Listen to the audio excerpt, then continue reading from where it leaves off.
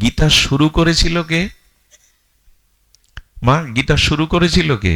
মানে গীতার প্রথম বাণী কে বলেছিল? ধৃতরাষ্ট্র। ধর্মক্ষেত্রে কুরুক্ষেত্রে সমবেত যুযুৎসব মামক পাণ্ডবশ্চ এব কিং অকুর্বত সঞ্জয়। এই শ্লোকটি কার? ধৃতরাষ্ট্রের। সর্বশেষ শ্লোক কে বলেছেন? সঞ্জয়। সর্বশেষ শ্লোকটা কে বলেছেন? সঞ্জয়। আচ্ছা, গীতা ভগবানের বাণী, তো ভগবানের চিন্ময় লোকোত্তরীয় দিব্য বাণী। তো শুরু করলেন না ভগবান, বিশ্রামও করলেন না, অথচ গীতায় ভগবানের বাণীতে ভরা। কেন ধৃতরাষ্ট্রকে দিয়ে গীতা শুরু হলো আর কেন সঞ্জয়কে দিয়ে বিশ্রাম হলো? সুধীজন, এই গীতাতেই বলা আছে আপনাকে দুটি জিনিস অর্জন করতে হবে। খুব মার্মিক কথা, যদি আমরা মন দিয়ে শুনি, একটু অলসতা ত্যাগ করে একটা জীবনের নূতন আলো, নূতন দিশা পেয়ে যাব। দুটি জিনিস হলো, অহংকার ত্যাগ করতে হবে, দ্বিতীয় আপনার জীবনে সংযম আসতে হবে। আমি দুবার বলছি কথাটি, কি কি বললাম? অহংকারকে ছাড়তে হবে এবং জীবনের সংযমতাকে গ্রহণ করতে হবে। তাহলেই কি হবে জানেন? তাহলে আপনার জীবন সফল শুধু হবে না, ভগবান আপনার দিকেই তাকিয়ে থাকবে।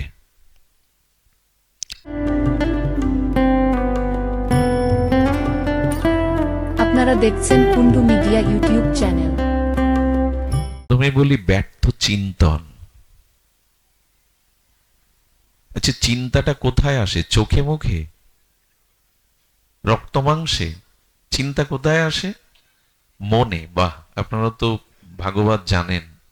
চিন্তা কোথায় আসে? সুখ দুঃখের ধর্মটা চোখে মুখে শরীরে হাত পায় না, মনে। সুখ দুঃখটা আসে কোথায়? মনে। এখন প্রশ্ন হলো, মন আপনার না আপনি মনের? একটু একটু ভেবে দেখুন তো, মন আপনার না আপনি মনের? খুব কঠিন হবে ভাবতে গেলে, কারণ চিন্তাশীল ব্যক্তি ভালো করেই জানেন মন আমার কথা মানেও না, শোনেও না। মন যদি আমার হতো, আমার বশে থাকতো, আমি যা বলতাম মন তাই শুনতো। কিন্তু অনন্ত জন্ম ধরে আমি মনের কথা শুনে বেড়াচ্ছি, মন আমার কথা। মন কার তাহলে? আপনারা বলছেন না মানে মন আপনাদের, আমার নাই মন। তার মানে মনকে আমরা বশ করতে পারিনি। আরেকটা জিনিস শুনুন, মন যদি নিজের বশে না আসে, অনন্ত জন্মেও আপনি মুক্তি পাবেন না। এই মনেই বন্ধন আর মনেই মুক্তি। কি বললাম? মনেই বন্ধন, মনেই মুক্তি। মনই সকল কিছুর নির্ণয় করে দেয়। বলে একই জিনিস বন্ধন আবার মুক্তি, একই জিনিস ওপরে ওঠায় নিচে নামায়, একই জিনিস জন্ম মৃত্যু চক্রে ঘোরায় আবার মুক্তি দিয়ে দেয়। একটা দৃষ্টান্ত দিয়েছেন আচার্যরা। তালা লাগাই না আমরা প্রতিদিন, তালাটা যখন এইভাবে মোড়া দিই তখন কি হয়? লেগে যায়। আর যখন এইভাবে মোড়া দিই, যাতে লাগালাম খুলতে অন্য চাবি লাগে কি? যে চাবিতে তালাটা বদ্ধ করলাম, উন্মুক্ত করতে খুলতে অন্য চাবি লাগে কি? বলে বাহ, এ তো মজার ভালো, একদিকে দিলে লাগে, একদিকে দিলে খোলে। তেমনি মন আপনাকে মুক্তি দিতে পারে, আবার অনন্তকাল সংসারে বেঁধে ফেলতে পারে। এই মন যতদিন আপনার না হচ্ছে, আপনি মনের হয়ে চলবেন, মুক্তি নেই, কল্যাণ নেই। এই সব সাধন ভজনের মূলে ওই একটাই বস্তু, বন্ধমুত্তৈব ইতি মনঃ। বন্ধন এবং মুক্তির কারণ মন। এই সম্পর্কে আমরা খুব বেশি খবর রাখি না। এখন এই ব্যর্থ চিন্তন আমাদের মনে হয়। ব্যর্থ চিন্তা কি? যে চিন্তা করে কোনো সার পাওয়া যাবে না। সারা জীবন, সারা দিন মান কি চিন্তা করি আমরা? ব্যর্থ চিন্তায় দিন কাটে আমাদের। এজন্য এই আসলে লক্ষ্য করবেন, চিতার আগুন মৃতকে গ্রাস করে নেয়, আগুন লাশটাকে, আর ব্যর্থ চিন্তা মানুষের সমস্ত সুকৃতি সৌভাগ্যকে গিলে খায় রাক্ষসের মতো। সমুদ্রে বা নদীতে পড়ে গেলে হাঙর কুমির যেমন চিবিয়ে চিবিয়ে খায়, রাত দিন আমাদের এই ব্যর্থ চিন্তা মানে সৎ বা ভগবত চিন্তা ব্যতীত এ জগতে যত ভোগ বাসনার চিন্তা, অহংকার কামনা বাসনার চিন্তা, এই সবগুলো ব্যর্থ চিন্তা। এই ব্যর্থ চিন্তার জায়গায় যেদিন ভগবত নাম রূপ লীলা চিন্তাটা রাখতে পারবেন, সেই দিন আপনি মুক্তির দুয়ারে যাত্রী হবেন, প্রকৃতি ভক্তির দুয়ারে যাত্রী হবেন। ব্যর্থ চিন্তা আপনাকে হাঙর কুমিরের মতো এই সংসারে কুরে করে খাচ্ছে। সুধীজন, এই ব্যর্থ চিন্তা এটি দূর করতে বলা হয়েছে। দ্বিতীয় হলো ব্যর্থ ভাষণ। ব্যর্থ ভাষণ কি জানেন? এখন বাজারে যান, ওইখানে এই যে চায়ের দোকানে সিডি ফিট করা আছে, এক একজন 3-4 কাপ চা খেয়ে ফেলে। বিড়ির ধোঁয়াগুলো যারা ওর মধ্যে থাকে তার এটো ধোঁয়াগুলো সব গায়ে গিয়ে পড়ে।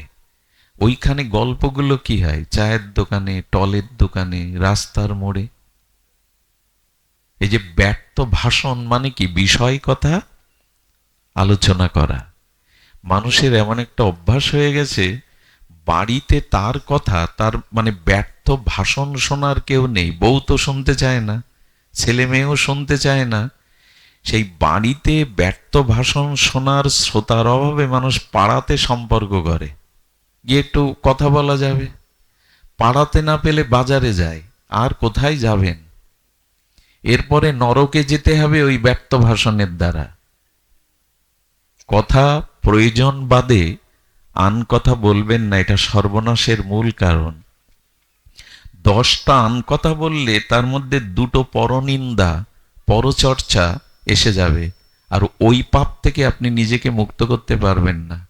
মদ্য মাতালও যদি কখনো সাধু কৃপা পায় উদ্ধার হয়, কিন্তু পরনিন্দাকারী, সাধু নিন্দাকারীর কোনো জন্মে উদ্ধার নেই। এগুলো কথার মধ্যেই তো আসে। আর আমরা কেমন চালাক জানেন? যার প্রতি আমাদের ওই যে নিন্দা করা অনেক জন্মের অভ্যাস, তো বলি কি, বিল্লমঙ্গল বাবাজির পাঠ ভালো লাগে, ওনার সবকিছু ভালো, কিন্তু বাংলায় কিন্তু একটা শব্দ আছে জানেন তো? ওনার সব ভালো বলে, মিষ্টি মিষ্টি করে যুক্তি দিয়ে বুঝিয়ে বলে, কিন্তু কিন্তুটা না দিলে হতো না। কিন্তু মানে এই জিনিসটা ওনার আমার ভালো লাগে না। সব ভালো বলে এসে যার যা অভ্যাসটা বেরিয়ে পড়ে। একবার বঙ্কিম সাহিত্য সভায় একজনকে সভাপতি করা হয়েছে। সে আকার মূর্খ, টাকার জোরে ওই স্কুলের হয়, অনেক জায়গায় সব হয় কিনা, উনি তো গ্রাম্য আঞ্চলিক ভাষায় কথা বলেন। তো বলেন বঙ্কিম সাহিত্য সভাতে আপনাকে শেষ 2টো কথা বলতে। বলে আমি মাইক ধরেই কথা বলতেই পারি না, আর আমি তো জানিই না বঙ্কিম বাবু সম্পর্কে। বলে আমি শিখিয়ে দেব, আপনি একটা লাইন বলে সবাইকে নমস্কার করে আজকের সভা সমাপ্ত হলো। কি শিখিয়েছে জানেন? বঙ্কিম বাবুর সাহিত্যতে একটা লাইন ওনাকে মুখস্থ করানো হয়েছে, যে ঘন অরণ্য হতে কৃষকায় কালো শৃগালটি বাহির হইয়া পলাইয়া গেল। তো আজ আমাদের জীবনের যেন এমনি করে অবিদ্যা অন্ধকার পালিয়ে যায়। আপনাদের প্রতি নমস্কার, আজকে সভা সমাপ্ত। উনি কি বলেছেন জানেন? বলেন ঘন অরণ্য হইতে কৃষকায় কালো শৃগালটি বাহির হইয়া কোথায় যে পলাইলো বেরিয়ে পড়েছে। বুঝতে পারছেন তো? আঞ্চলিক ভাষাটা পলাইলো হয়নি, কারণ যার যা ভেতরে ভাব ভাষা হয়ে তাই বেরিয়ে পড়ে। যত আটকাতে চেষ্টা করেন, তো 10টা আন কথা বললে তার মধ্যে 2টো সাধুনিন্দা, পরনিন্দা, পরচর্চা, সাংসারিক কথা এসেই যাবে। দয়া করে ব্যর্থ ভাষণ বন্ধ করুন। আন কথা বললেই অপরাধ হয়ে যায়। মানুষের সাথে মানুষের শত্রুতা তৈরি হয় কোনো একটা কথায়। ওই যে বলতে বলতে এমন একটা কথা তার প্রতিকূলে চলে গেল। এই জন্য কথা যদি বলতে হয় ইষ্ট কথা বলুন, ভগবত কথা বলুন, সৎ কথা বলুন। আন কথার পরিণাম বুঝেছিল কইকেয়ী। মন্থরার কয়েকটা কথা কানে যাওয়ায় অযোধ্যাতে আগুন জ্বালিয়ে দিল। স্বামীর মৃত্যুর কারণ হলো রামকে বনবাসে পাঠালো, নিজেও বিধবা হলো, শুধুমাত্র কয়েকটা আন কথা কানে দেওয়ায়। আর আমাদের রাজ্যে যা হয়, আমার মেজ জামাই ওসি, পাশে যারা এই গল্প শোনে তারা বলে তাহলে বড় জামাই, বড় জামাই তো প্রফেসর, ছোট জামাই নিশ্চয়ই, শুরু হয়ে যায়। এর প্রয়োজন আছে? এই জন্য ব্যর্থ ভাষণ বন্ধ করুন। ব্যর্থ ভাষণ আপনার জীবনের প্রগতিকে নষ্ট করে দেবে। ব্যর্থ চিন্তন, ব্যর্থ ভাষণ, ব্যর্থ দর্শন। আজ পৃথিবীতে মনুষ্যত্বের ক্ষয়, মনুষ্যত্ব মানবতার যতটুকু ক্ষয় হচ্ছে তা একটা কারণে, ব্যর্থ দর্শনে। পৃথিবীর আজ অবক্ষয়ের, মানবিক অবক্ষয়, মনুষ্যত্বের অবক্ষয়, চরিত্রের অবক্ষয়ের মূল কারণ হলো, প্রায় 80% কারণ হলো ব্যর্থ দর্শন। আপনি যা দেখেন তার প্রভাব আপনার মনে পড়ে। শিখলে কোথায়? দেখলাম যেথায়। কি দেখি আমরা সারাদিন? খুব ভালোই জানি যে আমরা কি দেখি। আপনাদের মনে পড়ে ভাগবতে অজামিলের কথা শুনেছেন না? ইনি যাজ্ঞিক ব্রাহ্মণের পুত্র, হোম করেন, বেদ পাঠ করেন, বিবাহ করেছে, ছেলে মেয়ে আছে, পিতামাতা আছে। হোমের কাঠ জঙ্গলে জোগাড় করতে গিয়ে এক বেশ্যা পতিতার সাথে এক পুরুষের অশ্লীল দৃশ্য দেখে ফেলায় তার মনের মধ্যে কাম প্রবেশ করলো। পিতামাতাকে ত্যাগ করে, স্ত্রী ত্যাগ করে, সেই পতিতাকে বিয়ে করে চুরি, ডাকাতি, রাহাজানি এমন কোনো পাপ কর্ম নেই যে অজামিল করেনি, শুধুমাত্র একটা দৃশ্যের কারণে। আপনি মন্দিরে ভগবানের কি পোশাক পরানো আছে 10 দিন আগে দেখেছেন, আজ বলতে পারবেন না, কিন্তু 10 বছর আগে একটা অশ্লীল দৃশ্য এখন আপনার স্মৃতিপটে আঁকানো আছে। এই জন্য দয়া করে ব্যর্থ দর্শন বন্ধ করুন। এগুলোর এক একটা উপায় আছে, আমি বলে দিচ্ছি। এগুলো আসলে ভাগবত যদি 7 দিন একটা না হয়, তাহলে সিন্ধুতে বিন্দু হয়তো, এর এক একটা বিষয় এক এক দিনের পাঠের বিষয় হয়ে যায়। ব্যর্থ দর্শন কি করে বন্ধ হবে? দ্বিতীয় শুনুন। চতুর্থটা হলো, আমরা কি বললাম? ব্যর্থ চিন্তন, ব্যর্থ ভাষণ, ব্যর্থ দর্শন, ব্যর্থ ভ্রমণ। আমরা এই যে ভ্রমণ করি, বেড়াতে বের হই, কোথায় যাই আমরা? সেখানেই যাবেন যদি প্রকৃতির মাঝে যেতে পারেন, কোনো নদী বা পাহাড়ের কাছে যেতে পারেন, যদি কোনো একাকী সাগরের তীরে দাঁড়াতে পারেন, যদি কখনো আকাশকে, নক্ষত্র তারকা খচিত আকাশকে যদি অনেকক্ষণ অবলোকন করতে পারেন, বলেন এই ভ্রমণগুলি আপনার দার্শনিক বিচার এনে দেবে। ভ্রমণ করবেন কিন্তু এমন জায়গায় নয়। কি অবাক কাণ্ড জানেন? অনেক ধনীরা সপ্তাহে একদিন ছুটির দিন দামি হোটেলে ওই অখাদ্যগুলো খেতে যায়, ভ্রমণ করতে যায়। ছুটির দিনে যায় কি না দাদাজি? যায়। কি যায় জানেন? ছুটির দিনে কোনো সিনেপ্লাক্সে, মানে সিনেমা দেখতে, অশ্লীল সিনেমা দেখতে চলে যায়। ভ্রমণ কোথায় করতে হয়? নদীর পাশে গিয়ে দাঁড়ান, প্রকৃতির মধ্যে গিয়ে দাঁড়ান।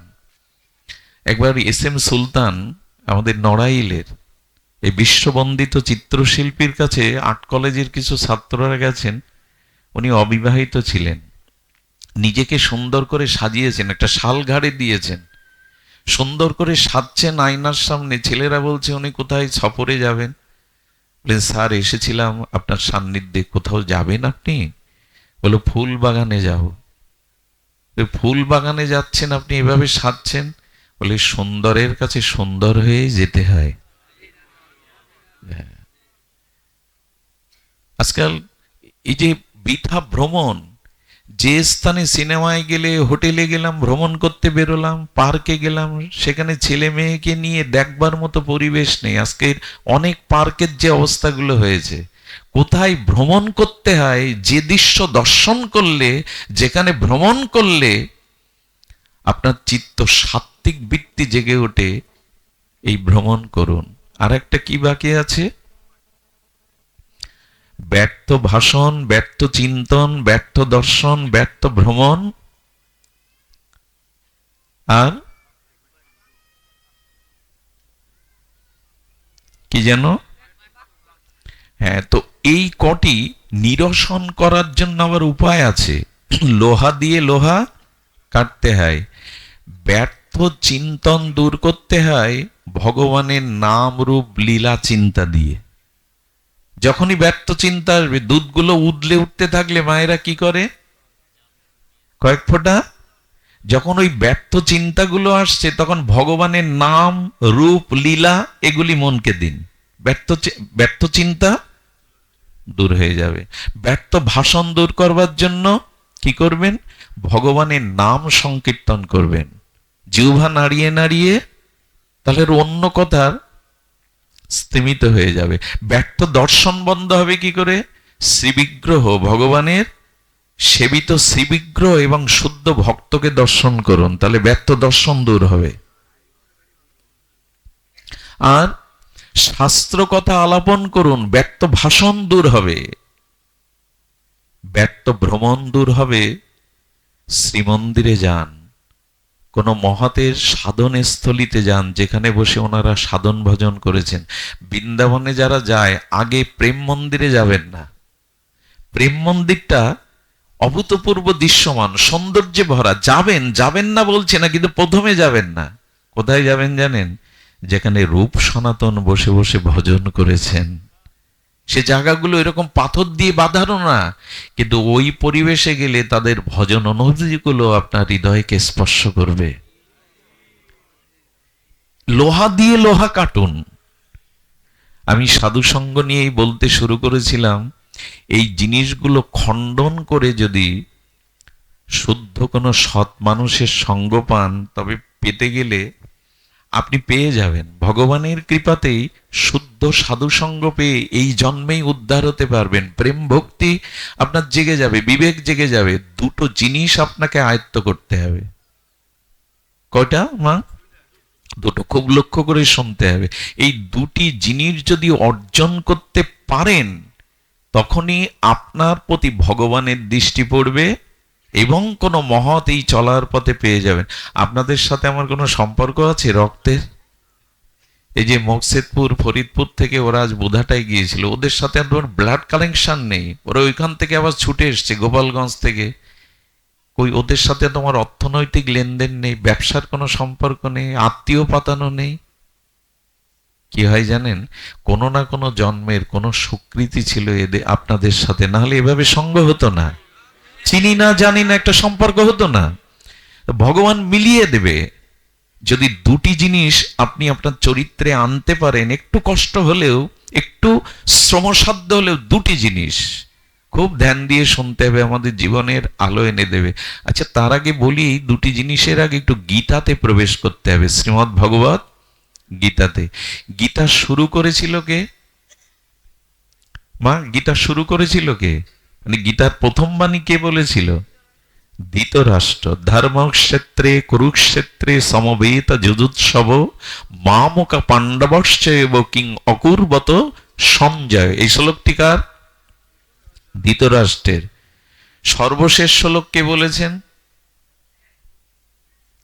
সঞ্জয়। সর্বশেষ শ্লোকটা কে বলেছেন? সঞ্জয়। আচ্ছা, গীতা ভগবানের বাণী, তো ভগবানের চিন্ময় লোকত্রীয় দিব্য বাণী।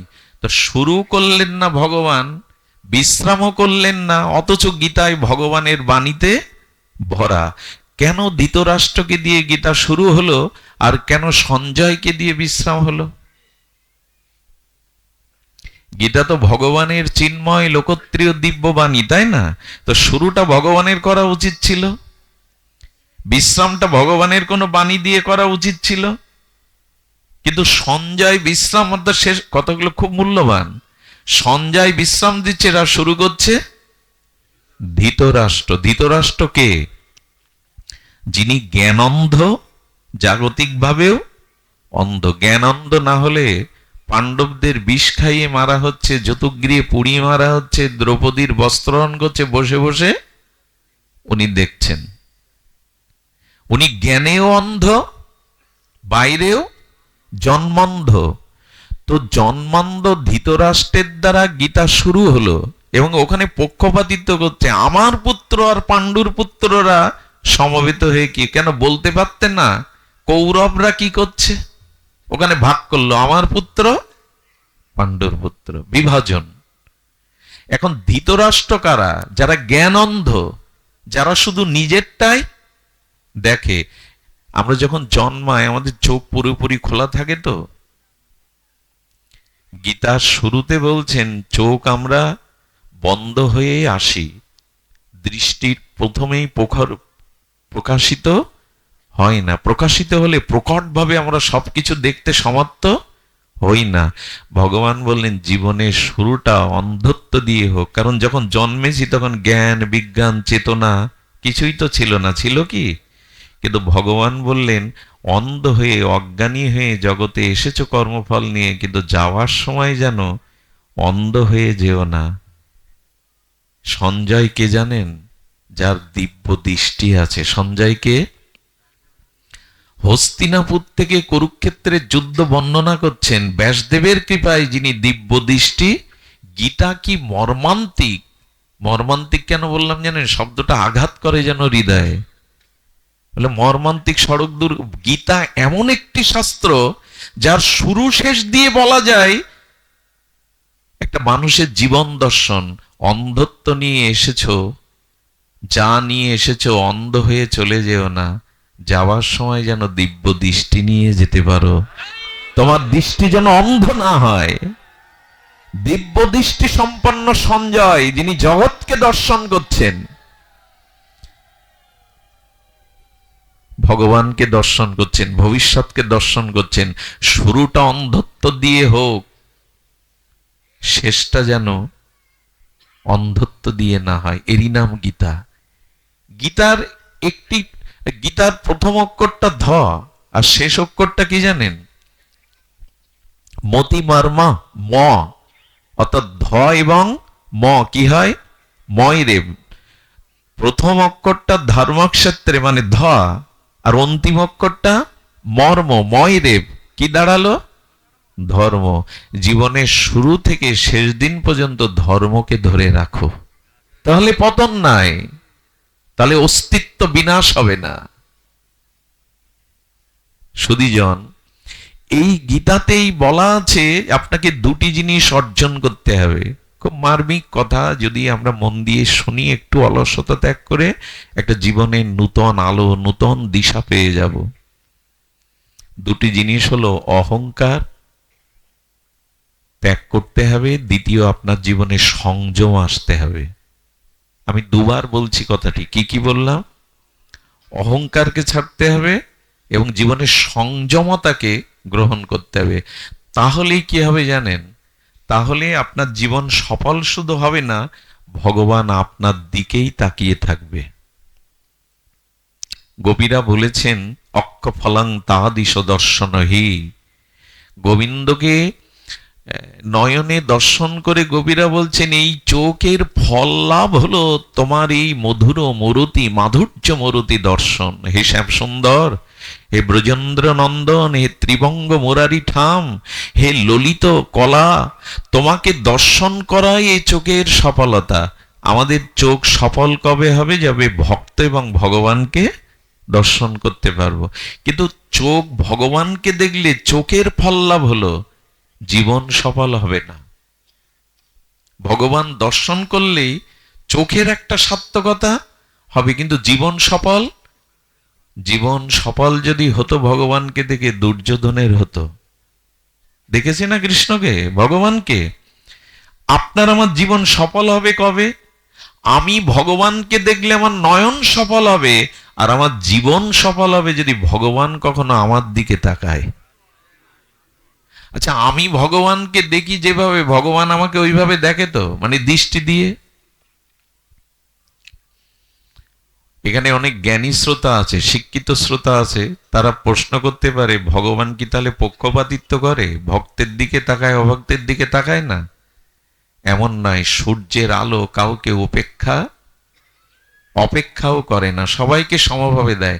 ভগবান সবার দিকে দৃষ্টি দিয়েছে, কিন্তু বিশেষ এখানে কোনো সন্তানের মানে সন্তান হারিয়ে গেছে কোনো স্নেহময়ী মায়ের, এখানে হাজার লোক আছে, অন্য মুখগুলো পরিচিত হলেও কার মুখটা খুঁজবে এই ভিড়ে? সন্তানের মুখটাই তো। তো সন্তানকে দেখা আর অন্য মুখগুলো দেখা মায়ের কাছে এক হবে কি? একটু কথা বলুন।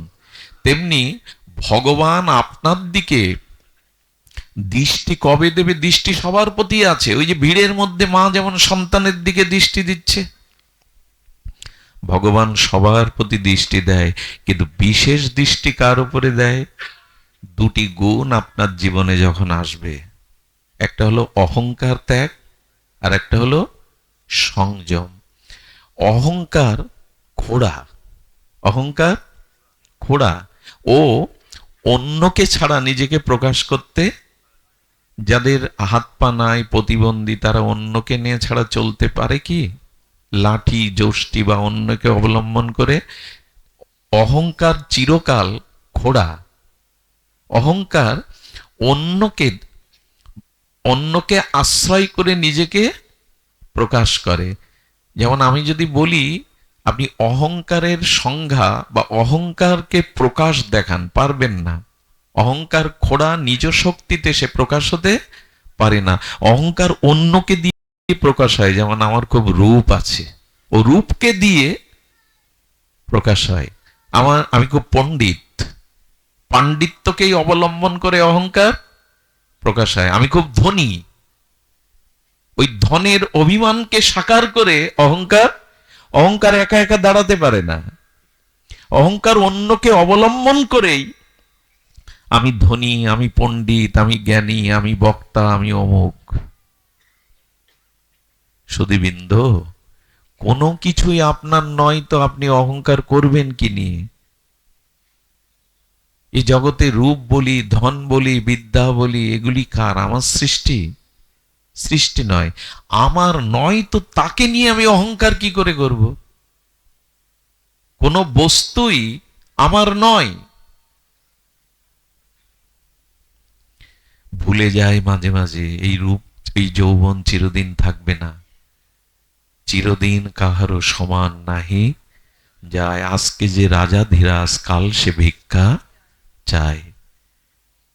তো অহংকার অন্যকে অবলম্বন করে নিজেকে প্রকাশ করে। খবরদার, আমি ধনী, আমি পণ্ডিত, আমি মানি, এই অভিমান যদি আসে তো ভগবান কোটি জন্মেও আপনার দিকে ওই দৃষ্টিতে, করুণার দৃষ্টিতে তাকাবে না। এই জন্য অভিমানী দুর্যোধনের কৃষ্ণ নাম ও গোবিন্দ শোনেনি, কানে আঙুল দিয়েছিল, কৃষ্ণায় নম, বাসুদেবায় নম বলে ফুল ছড়াচ্ছে, যাতে কৃষ্ণকে নিজের দলে আনা যায়। ওই নাম শুনে গোবিন্দ কানে আঙুল দিলেন, দুর্যোধনের রাজ সিংহাসন থেকে বললেন, ওতে অহংকারের কাটা বিছানো আছে, ওতে আমি বসবো না। দুর্যোধনের 56 ব্যঞ্জন খাদ্যে বললেন, আমার ক্ষুধা নেই। ওই ভগবান বিদুরের তালপাতা দিয়ে ছাওয়া বাড়িতে থাকলেন, কলার খোসা খেলেন, ওইখানেই তাদের কাছে তিনি নিশি যাপন করলেন। কারণ কি? অহংকারের দিকে ভগবানের দৃষ্টি যায় না। হ্যাসাগ্লাইট আগেকার দিনে ছিল না, এখন তো বৈদ্যুতিক বিপ্লব ঘটে গেছে। পুরানো দিনে হ্যাসাগ্লাইট এই বিবাহ যোগ্য অনুষ্ঠানগুলো সারা হতো। হ্যাসাগ্লাইটের যে মেন্টালটা কি দিয়ে তৈরি করা হতো? সুতো। ওই সুতোটাই তেল দিয়ে প্রথমে আগুন দিয়ে জ্বালিয়ে পুড়ে ছাই না করলে ওর থেকে জ্যোতি, ওই সুতো যত পুড়ে ছাই হবে ওর থেকে তত যদি বেরোবে। আপনার অহংকার যখন জ্ঞানের দ্বারা, ভক্তির দ্বারা, দৈন্যের দ্বারা পুড়ে ছাই হবে, তখনই আপনার দিকে ভগবানের দৃষ্টি যাবে, প্রেমের দৃষ্টি, জ্যোতি বেরোবে। আর সব শেষ হয়ে গেল আমার। এই যজ্ঞ কে দিচ্ছে? আজকের এই যজ্ঞের খরচ কে দিচ্ছে? তার নামটা 10 বার বলো, তার নামটা পেপারে তুলে দাও। 10টা কম্বল শীতে দান করবে, ফটোগ্রাফারকে আগে ডেকে আনে, দাও প্রথম পৃষ্ঠায় ছবি তুলে দাও। এই হলো বর্তমান দুর্দশা। 10টা কম্বল দান করলেও ঢেড়ি পিটিয়ে আগে আঞ্চলিক পত্রিকায় নিজের ছবি তুলে দাও। কে করতে বলেছে আপনার এই দান? সুধীজন, কাউকে এক মুঠো দিলে, কারো শীতের বস্ত্র দিলে জানাবেন না, এটি দান বলে না, এটি অহংকার প্রকাশ করা বলে। সুধীজন, এই জন্য অহংকার দূর করতে হবে। দ্বিতীয় কি বলেছিলাম? সংযম। ধ্যান দিয়ে শুনছেন তো? সংযম, সংযম আসতে হবে। অহংকার ত্যাগ হয়ে যখন আপনার জীবনে সংযত বা ইন্দ্রিয় রিপুগুলো সংযত ভাব আসবে, তখনই ভগবানের দৃষ্টি যাবে। একটু লীলা বললে সুবিধা হয় বুঝতে, আমাদের একটু সরল হয়। দুর্যোধন আর অর্জুন যাচ্ছেন ভগবানের কাছে কুরুক্ষেত্রের যুদ্ধের আগে, কারণ কৃষ্ণ একটা বিষয়, সে কার দলে যাবে, তার এত অক্ষণী সেনা কার সহায়তা করবে? দুর্যোধন আগে চলেছেন, পেছনে অর্জুন। এই দেখুন দৃষ্টি কার দিকে যায়? ভগবান অন্তর্যামী দুইজনের আগমন বার্তা পেয়ে একটু কপট ঘুমিয়েছিলেন। কি ঘুমিয়েছিলেন? মানে নকল করে। উনি খাটে, আচ্ছা মানুষ যখন গায়ে বস্ত্র বা শীতের বস্ত্র টানে তখন পায়ের দিক দিয়ে টানে না মাথার দিক দিয়ে? ধীরে ধীরে পায়ের দিক দিয়ে, আর যখন ওঠে তখন মাথার দিক দিয়ে ফেলে দেয়, পায়ের দিক দিয়ে টেনে নেয়, আর যখন নিদ্রা ভঙ্গ করে ওঠে তখন মাথার থেকে ফেলে দেয়। শ্রীকৃষ্ণ দুজনের আসার এই বার্তাটা জেনে কপট নিদ্রায় ওই ওই বস্ত্র টেনে নিয়ে ঘুমিয়েছেন। দুর্যোধন এসে দেখছে কৃষ্ণ নিদ্রা বিভূত হয়ে আছেন, কিন্তু তার মাথার কাছে একটা সিংহাসন। বললেন কৃষ্ণের বুদ্ধি আছে, আমি তো আসবো, আমি তো মহামানী, তো একটা সিংহাসন তো থাকতেই হবে। সিংহাসনে মানুষের দুটি লক্ষণ দেখে বলা যায় আপনি চঞ্চল না স্থির। প্রথমত কোনো জায়গায় বসে যদি আপনি পা নাচাতে থাকেন, পার উপরে পা তুলে দুলাতে থাকেন, কে গুরুজন সাইডে আসে, কে পাত ধুলে ওড়ে পড়ছে, এইসব চিন্তা নেই। যারা নকল করে রাস্তায় হাঁটে, মডেলিং করে হাঁটে, অনেকটা ঢং শব্দের মতো, যারা পায়ের উপরে পা তুলে নাচাতে থাকে, জানবেন এরা চঞ্চল, এরা জ্ঞান অর্জনের জন্য প্রস্তুত হয়নি। দ্বিতীয়ত যাদের চোখ এপাশ ওপাশ উপরে নিচে সবক্ষণ এরকম ঘুরতে থাকে, স্থির নয়, এরা মূর্খ, এরা জ্ঞান অর্জনের অধিকারী নয়। দৃষ্টি স্থির হতে হয়। কোনো কিছু লক্ষ্যকে তীর বিদ্ধ করতে গেলে কি করতে হয়? লক্ষ্য স্থির, দৃষ্টি স্থির করতে হয়। এই জন্য ঋষিরা ধ্যান করেন। ধ্যানে ছাড়া মন শান্ত হয় না। কেউ দেখবেন একবার বাম পাশে, একবার ডান পাশে, একবার এইগুলো দেখছে, একবার নিচের দিকে দেখছে, জানবেন এই মূর্খ, জ্ঞান অর্জনের অধিকারী নয়। কিছু লক্ষণ আছে, দেখলেই বোঝা যায় আপনি কি, আপনার গতি কি। সুধীজন, এখন অর্জুন গিয়ে পরে কি দেখছেন? দুর্যোধন পা নাচাচ্ছে আর পাত ধুলোগুলো উড়ে কোথায় পড়ছে? গোবিন্দের মস্তক আছে তোর পায়ের কাছে। দেবতারা অভিশাপ দিচ্ছে, বেটা এত অভিমান তোমার, এত অহংকার তোমার, পতন তো তোমারই হবে। অর্জুন গিয়ে দেখছেন গোবিন্দ ঘুমিয়ে আছেন, অর্জুন মাটিতে চরণের কাছে বসলেন। এই দেখুন, সংযম না হলে ভগবানের দৃষ্টি আপনার দিকে কোথায় বসলেন? পায়ের কাছে। একটা কথা হাত জোড় করে বলি, যারা বসে আছেন চেয়ারে বা টেবিলে, আমি আপনাদের কাছে ক্ষমা চাইছি, কাউকে কষ্ট দেওয়ার জন্য বলা না। যাদের শরীরে অসুস্থতা আছে, যাদের বয়স বেশি হয়েছে, যাদের কোনো হাড়ের বা শরীরের প্রবলেম আছে, তারা খাটে শুয়েও ভাগবত শুনতে পারেন। কিন্তু কোনো যুবক, কোনো সুস্থ মানুষ ভাগবতে আসলে তার নিয়ম হলো এই ভাগবতকে, বিন্দাজিকে সম্মান জানানোর জন্য নিচে বসা। এর একটা কারণ বলি, যদি বলে তুমি উপরে বসবে আর আমাদের আদেশ দিচ্ছ নিচে বসার, তুমি তো বড় একটা চেয়ারে বসে, এটা চেয়ার না। এখন এই চেয়ারে আপনি বসে সবসময় ভগবানের কৃপা না হলে, গুরু কৃপা না হলে বলতে পারবেন না কিছু। এই চেয়ারটার নাম ব্যাসপীঠ। এটা বিল্বমঙ্গলের পীঠ না, এটাকে কি বলে? ব্যাসাসন। এটা ব্যাসদেবের সম্মানের জন্য এখানে রাখা, কোনো পাঠকের জন্য নয়।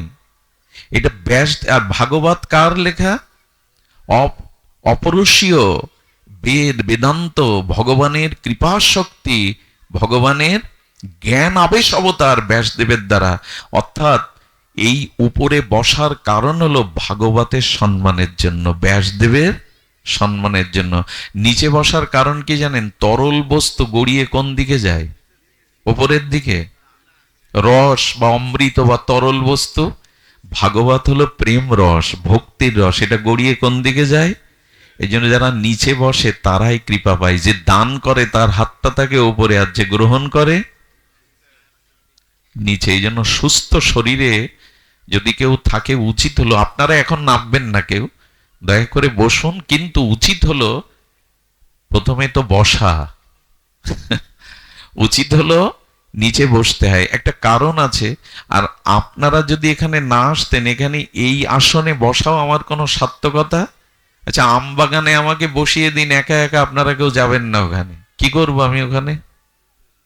এই জন্য শ্রোতারাই মহান, শ্রোতারাই সূর্য, আর চন্দ্র হলো বক্তা। সূর্য আলো না দিলে চাঁদ আলো পায় না, অমাবস্যায় দেয় না তাই অমাবস্যা, পূর্ণিমাতে পরিপূর্ণ দেয় বলে পূর্ণিমা।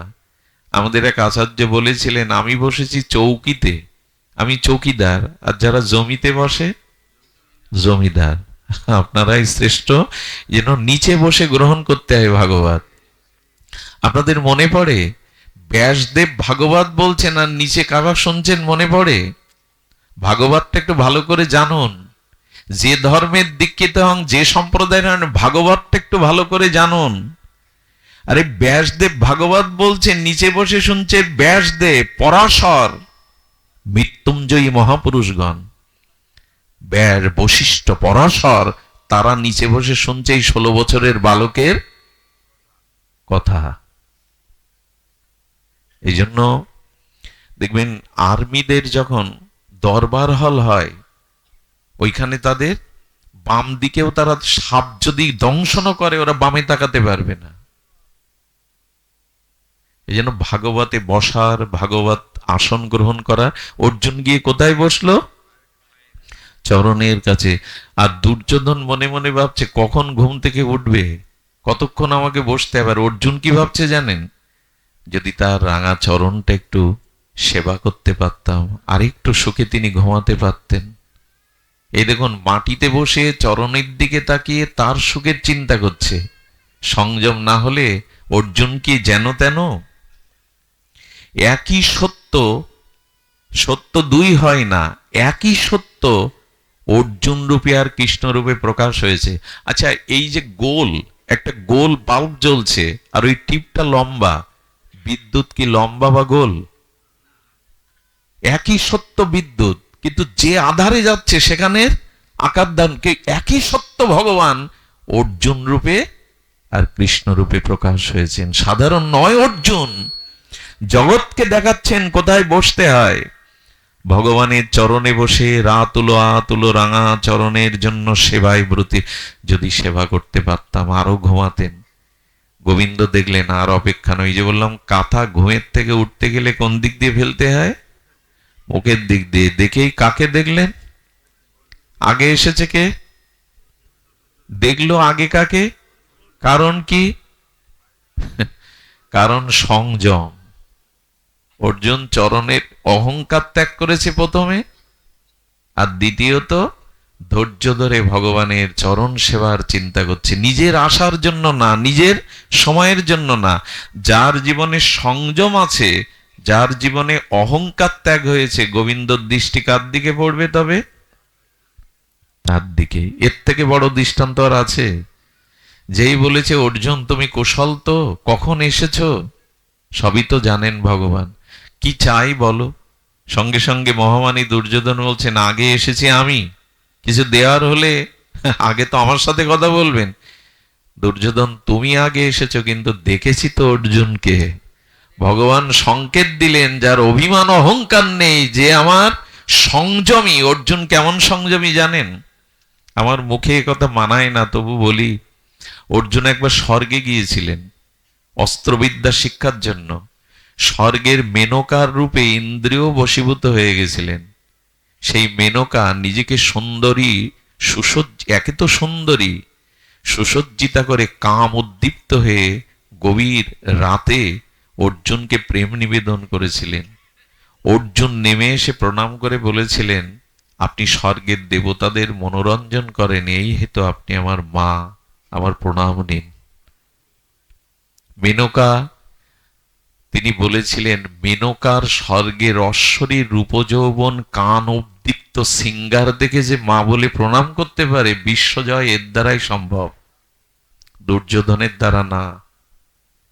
এই জন্য জীবনে অহংকার ত্যাগ করুন আর সংযম আনুন। দুটি জিনিস সংযম না করলে কোনো কালেই এই 1000 বার ভাগবত শুনলেও বিবেক জাগবে না। এক চোখকে আর এক জিহ্বাকে। কলিযুগে বর্তমান প্রেক্ষাপটে সব নষ্ট হয়ে গেল দুটো রিপুর কারণে, এক যৌন, এক অন্ন। কি করে ভালো মন্দ জিহ্বায় খাবো আর কি করে ভোগ করব। এই দুটি জিনিস বন্যা হলে কি হয়, চারিদিকে জলময় হয়ে যায়। এই দুটি জিনিস পৃথিবীকে ধ্বংসের দিকে নিয়ে গেল। এক ভালো খাওয়ার কোনো সংযম নেই আমাদের, যা মানুষ সর্বভুক হয়ে গেছে। আরে 1 মাস বাঘ যদি উপোস করে থাকে, ওর সামনে ঘাস দিলে খাবে? বাঘের সামনে কোন গাভী মা 1 মাস না খেয়ে থাকলে ওর সামনে মাছ মাংস দিন, খাবে? মানুষ সব খায়, সর্বভুক প্রাণী। জিহ্বার লালসা যে নিয়ন্ত্রণ করতে পারেনি, তার দ্বারা ভজন সাধন নয়। আজ মানুষের রোগের মূল কারণ আহার। আহার শুদ্ধ না হলে, আহার সংযত না হলে আপনি বাঁচতে পারবেন না। সমস্ত রোগের মূল কারণ হলো আহার। জিহ্বা সংযত আর কাম, এই দুটি জিনিসের অভিশাপ মহাপ্রভু বলে দিয়েছেন। তিনি প্রেমাবতারে এসেছিলেন হরিনাম প্রেম বিতরণ করতে, কিন্তু সেই মহাপ্রভু বলেছিলেন 2 জন ব্যক্তি কৃষ্ণ পাবে না। আর আপনারা এই এত পাঠের মধ্যে যেন এইসব আবার প্রকাশ করবেন না, 2 জন ব্যক্তি কৃষ্ণ বলে দিয়েছেন মহাপ্রভু পাবে না, এইসব যেন প্রচার করবেন না। পুরোটাই প্রচারের মূল বস্তুটা দিবেন, এটা প্রচার। ওরই একবার দেখি মোবাইলে নেটে দেওয়া আছে, মহাপ্রভু বলেছেন 2 জন ব্যক্তি কৃষ্ণ পাবে না। এইভাবে বলা নেই ব্যাখ্যাটা। এই দুটো জিনিস সংস্কার হলেই পাবেন। আপাতত এই দোষ আমার আছে, এটি সংস্কার হলেই পাওয়া যাবে। কি বলা আছে? জিহ্বা অতি লোভময়, ইতি উতি ধাই, শিষ্ণ দর পরায়ণ কৃষ্ণ নাহি পায়। মহাপ্রভু বলছেন, যার কামবেগ দমন হয়নি আর যার জিহ্বার লালসা দমন হয়নি, ইনি কোনো কালেই কৃষ্ণ পাওয়ার অধিকারী নন। যৌন কি, আর আমরা সত্যটাকে ঢেকে দিতে চলেছি। দেখুন, কপটতা থাকলে ভগবান পাওয়া যায় না, সরলতাই ভগবান প্রাপ্তির উপায়। কপট কাকে বলে জানেন? কপট আর কপট। কপট বলে ঘরের দরজাকে। দরজা দিয়ে দিলে ঘরে কি আছে আর দেখা যায়? ঢেকে দেওয়ার জন্যই তো দরজা। ঘরে কি আছে এটা ঢেকে দেওয়ার জন্যই দরজা। তাহলে কপট মানে ঘরের দরজা। আর কপট যিনি সত্যকে ঢাকতে চান, ইনি হলেন কপট। সত্য ঢাকা কেমন জানেন? চুলগুলো পেকেছে 70 বছর বয়স, এটা তো সত্য। কেন কালি দিয়ে ঢেকে দিচ্ছেন? সত্যকে কেন ঢেকে দিচ্ছেন? তার মানে কি জানেন? আমি সত্যকে স্বীকার করতে শিখিনি। প্লাস্টিক সার্জারি করার কি দরকার? সত্য, আপনার চর্ম ঢেলা হয়ে গেছে, রূপ যৌবনে থাকলেও তো বেঁচে থাকতে পারবেন। মাইকেল জ্যাকসন মনে আছে? 50 কোটি টাকা ব্যয় করে প্লাস্টিক সার্জারি করেছিলেন। তার মৃত্যুটাও রহস্যে ভরা। কি করবেন আপনি? সত্যকে কেন ঢেকে দিতে চাইছেন?